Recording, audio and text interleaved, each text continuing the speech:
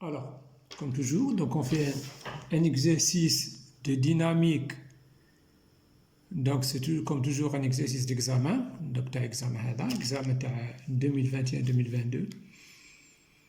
Alors, un corps de masse M égale 1 kg se trouve sur une piste inclinée, faisant un angle de 30 degrés avec l'horizontale. 30 درجة مع l'horizontale.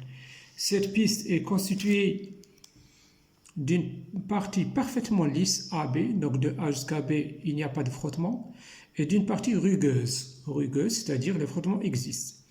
On lance ce corps avec une vitesse VA, parallèle à la piste. On lance le corps vers le haut. Le contact entre le corps et la piste BC est caractérisé par un coefficient de frottement dynamique μD. Donc on nous donne le coefficient de frottement dynamique entre le point B et le point C. Et là, c'est un point C. Alors, voilà, μD égale 0,4 et G égale 10. Donc, on nous demande de représenter qualitativement les forces appliquées au corps sur cette piste. Alors, je vais prendre les données.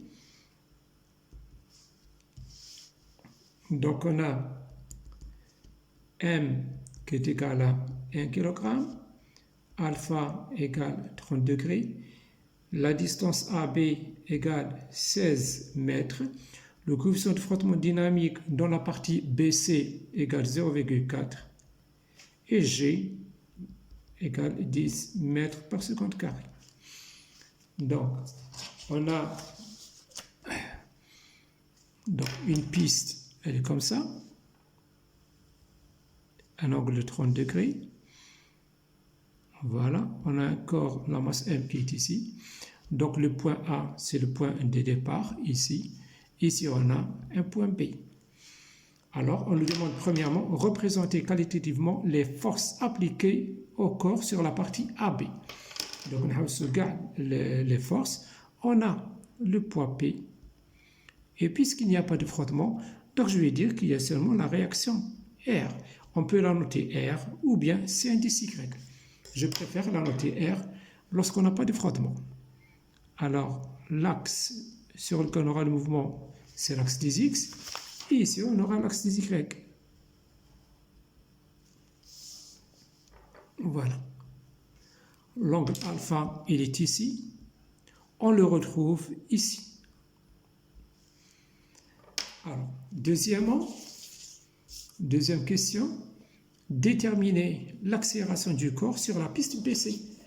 On nous demande de déterminer l'accélération du corps sur la piste AB. On nous demande de déterminer l'accélération dans cette partie-là où il n'y a pas de frottement. Donc, deuxièmement, déterminer l'accélération A à quoi est égal dans la zone ou bien dans la piste AB. Donc, pour déterminer l'accélération, on n'a qu'à écrire la deuxième loi de Newton. Donc, la relation fondamentale de la dynamique, somme des forces appliquées à la masse M est égale à MA. Les forces qui sont appliquées à la masse M, nous avons seulement deux forces. P plus R est égal à MA. Et on fait la projection. La projection sur l'axe des X. La projection de P sur l'axe des X. Je projette P sur l'axe des X, ça me donne ça. Ce vecteur, il est opposé à l'axe des X, et lorsque je le place ici, il sera en face de alpha. On dirait là, il est مقابل alpha. مقابل, c'est-à-dire sinus. Donc, dire moins, parce qu'il est opposé à l'axe des X, معاكس محور X, moins P, il y a mg, par sinus alpha. Ce côté-là, il est en face de alpha, donc sinus alpha. La projection de R sur l'axe des X, c'est 0. La projection de MA sur l'axe des X, c'est MA. Alors de là, on aura directement l'accélération A qui sera égale à moins G par sinus alpha. Donc, déterminer l'accélération. On n'a pas besoin de faire la projection sur l'axe des Y. Mais lorsque vous faites l'application numérique, vous allez trouver donc G est égal à 10, c'est sinus alpha 30. Sinus de 30, c'est 1,5, donc on aura moins 5 mètres par seconde carré. La question numéro 3. Déterminer la vitesse VB au point B. À quelle vitesse va arriver le corps ou bien la masse au point B? sachant que la vitesse VA est égale à 14 mètres par seconde. Donc, on nous donne VA, qui est égal à 14 mètres par seconde, et on nous demande de déterminer la vitesse au point B. Donc, la vitesse au point B, donc ce qu'on aura ici, on peut appliquer une formule que vous connaissez depuis la classe terminale. La vitesse finale au carré moins la vitesse initiale au carré est égale à 2 fois AX. On peut l'appliquer ici directement. C'est-à-dire, on aura la vitesse finale, c'est la vitesse au point B au carré, moins la vitesse initiale VA au carré, est égale à 2 fois A multiplié par la distance AB. AB est égal à 16 mètres, c'est une donnée. Donc on tire directement la vitesse point B qui est égale VB au carré sera égal à 2 fois A multiplié par AB plus VA au carré.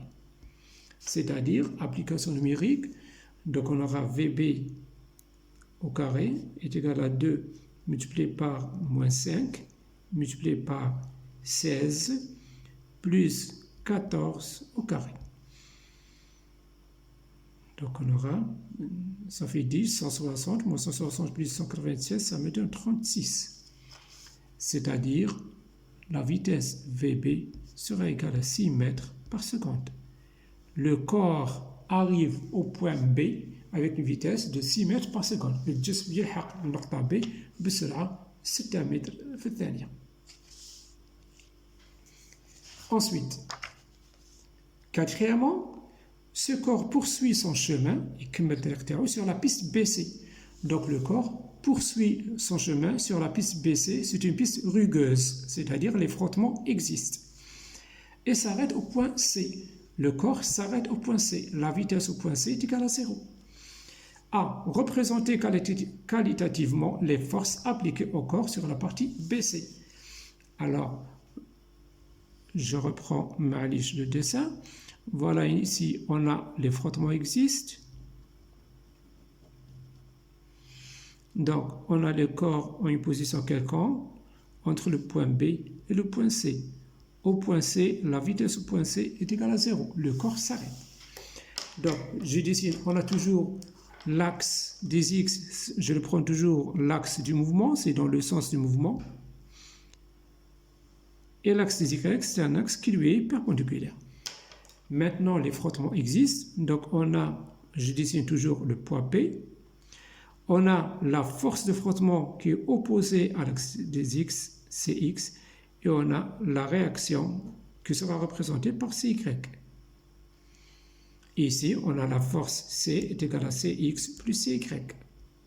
On peut soit dessiner C, soit dessiner CX et CY, c'est exactement la même chose. Alors, on a ici l'angle alpha, je le retrouve ici. Donc, quatrièmement, représenter qualitativement les forces. Voilà, c'est tout ce qu'on a comme force. Ensuite, petit b, déterminer l'accélération du corps sur la piste BC. Maintenant, donc quatrièmement, petit b, calculer l'accélération dans ce cas-là sur la piste BC. Alors, l'accélération, donc on applique toujours la relation fondamentale de la dynamique à la masse m, c'est-à-dire somme des forces appliquées à la masse m, c'est égal à ma. Les forces, on a 1, 2, 3 forces, on a P, plus Cx, plus Cy est égal à ma. N'oubliez pas les vecteurs, c'est une somme vectorielle. Alors, comme toujours, on va faire la projection de cette égalité-là. Donc, on projette sur l'axe des X, projection sur la projection de P sur l'axe des X. La projection de P sur l'axe des X, voilà, ça me donne un vecteur comme ça. Je le dessine ici. Ça me donne, si vous voulez, Px, mais avec un signe moins. Et il est en face de alpha, donc c'est sinus. Donc, premièrement, moins, parce qu'on trouve un vecteur opposé à l'axe des X, mais l'axe des X, moins, mg, je le trouve en face de alpha, c'est-à-dire sinus. En face, c'est sinus. Plus la projection de Cx. La même chose, Cx est opposé à l'axe des X, donc c'est moins Cx. La projection de Cy sur l'axe des X, c'est 0. Et l'accélération de ma sur l'axe des X, on n'a pas de mouvement sur l'axe, pardon, c'est ma. La projection de ma sur l'axe des X, c'est ma. Donc de là, on a ma qui est égal à moins mg sinus alpha moins cx. on ne connaît pas l'expression de Cx, on doit essayer de déterminer Cx en faisant la projection sur l'axe des Y. Alors, on fait la projection sur l'axe des Y. La projection de P sur l'axe des Y, je projette comme ça. Ça me donne son vecteur qui est opposé à l'axe des Y. C'est le PY. Opposé, mais qu'est-ce que c'est moi? MG. Donc, il est à côté de alpha, donc c'est cosinus, par cosinus alpha. La projection de Cx sur l'axe des Y, c'est 0. La projection de Cy sur l'axe des Y, c'est plus Cy. Et la projection de MA sur l'axe Y, c'est égal à 0. On n'a pas de mouvement suivant l'axe Y. Donc, on a un mouvement suivant l'axe X seulement. La projection de MA sur l'axe X, c'est MA. Et la projection de MA sur l'axe Y, c'est 0. De là, on tire CY qui est égal à MG par cosinus alpha. Voilà, connaissant CY, on pourra obtenir CX. On est à l'état dynamique, on nous demande de calculer l'accélération, c'est-à-dire il y a mouvement, donc on va utiliser le coefficient de frottement dynamique, μd, qui sera égal à Cx sur Cy, qui est toujours égal à Cx sur Cy. On peut dire, puisque μd est égal à Cx sur Cy, alors de là, je tire Cx, qui sera égal à μd, multiplié par Cy, et Cy, c'est mg par cosinus alpha. Voilà. Donc ici, on avait la relation 1, la relation 2, la relation 3. Je remplace la relation 3 dans la relation 1 pour obtenir l'accélération. Donc la relation 1 devient ma égale moins mg par sinus alpha moins cx, c'est-à-dire moins μd multiplié par mg cosinus alpha. On simplifie par la masse m, et d'où l'accélération dans la piste BC sera égale moins g facteur de sinus alpha plus μd par cosinus alpha. En faisant l'application numérique, je l'ai fait tout à l'heure, vous allez trouver égal moins 8,44 mètres par seconde carré. Voilà.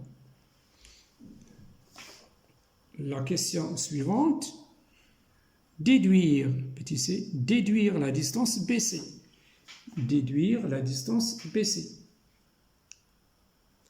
La même chose, donc, c'est petit c, calculer BC quoi est égal. Donc, nous avons toujours la vitesse finale au carré, c'est-à-dire V1DC au carré moins la vitesse initiale au carré, VB au carré. Donc, le parcours maintenant est de B jusqu'à C. Donc, la vitesse finale, c'est V1DC qui est égal à 0. VB, c'est la vitesse initiale dans la piste rugueuse, est égal à 2 fois A multiplié par la distance BC. Donc, V1DC est égal à 0. De là, on aura directement la distance BC qui sera égale moins VB au carré sur 2 fois A. Vous allez trouver le résultat 2,13 mètres. Voilà, la distance BC est égale à 2,13 mètres. Dernière question. Qu'arrivera-t-il au corps lorsqu'il atteint le point C? Que va-t-il se passer? Le corps, il arrive au point C. Est-ce qu'il va faire marche arrière, il va revenir? Ou bien est-ce qu'il reste au repos? Est-ce qu'il s'arrête? Donc, qu'arrivera-t-il au corps lorsqu'il atteint le point C? Si le contact corps-piste est caractérisé par un coefficient de frottement statique égal à, premièrement, μs 0,5, deuxièmement, μs égale 0,65. Alors ici, qu'est-ce qu'on va faire? Voilà, une fois le corps arrivé au point C, voilà, sa vitesse est égale à 0.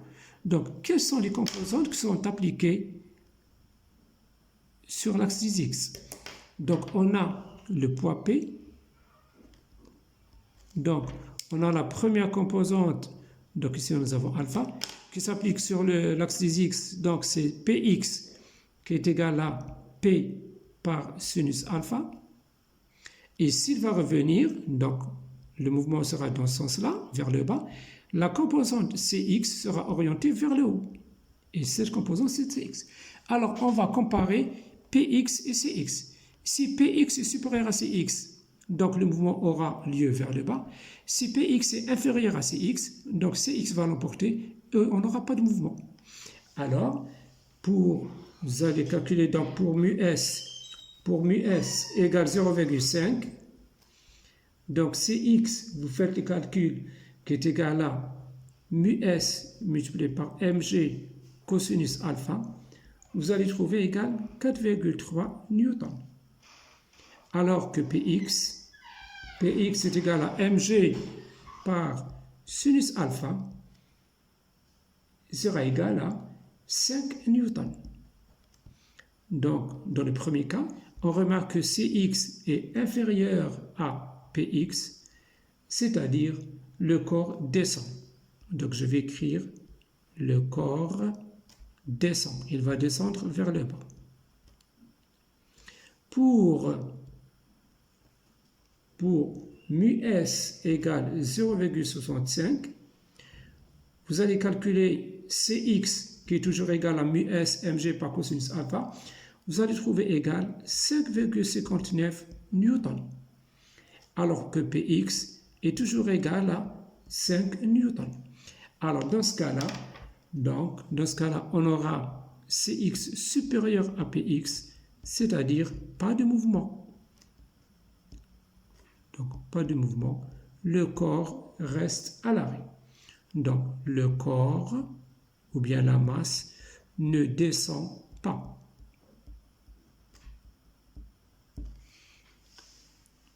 Voilà, ce sera tout pour aujourd'hui. Je vous remercie. Si vous avez des questions à poser ou bien des exercices à proposer, donc contactez-moi dans mon Face. Donc, physique ST. Je vous remercie.